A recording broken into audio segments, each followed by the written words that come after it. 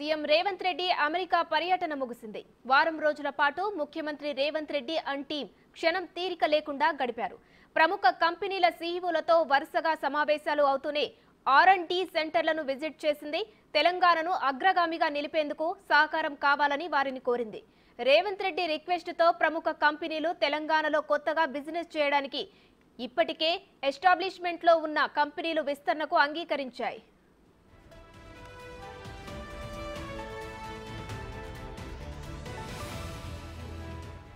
ప్రస్తుతం సీఎం బృందం సౌత్ కొరియాకు పయనమైంది. సోమవారం యూయూ ఫార్మా కంపెనీ ప్రతినిధులను CM Revanth team కలవనుంది.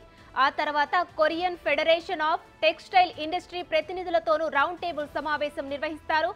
Hyundai Motors టీంతోనూ చర్చలు జరుపుతారు.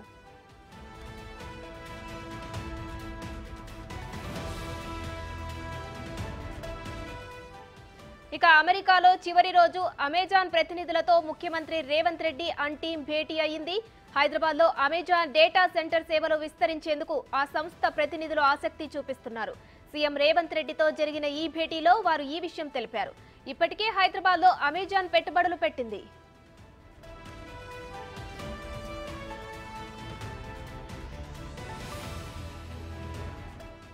అంతకుముందు అమెరికాకు చెందిన మోనార్క్ ట్రాక్టర్ కంపెనీ ప్రతినిధులు తెలంగాణ సీఎం రేవంత్ రెడ్డిని కాలిఫోర్నియాలో కలిశారు. ఈ సందర్భంగా హైదరాబాద్ లోని R&D సెంటర్ ను మరింత అభివృద్ధి చేసే ప్రణాళికలను చర్చించారు. పెట్టుబడి పెట్టేందుకు కంపెనీ సిద్ధమైంది. దీనికి సీఎం కూడా సుముఖత వ్యక్తం చేశారు.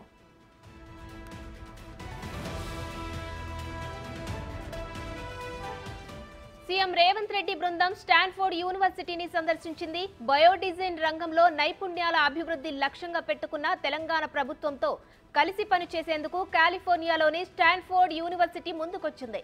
హెల్త్ కేర్ లో కొత్త ఆవిష్కరణలు, విద్య, నైపుణ్య అభివృద్ధి అంశాలపైనే ప్రధానంగా చర్చలు జరిగాయి.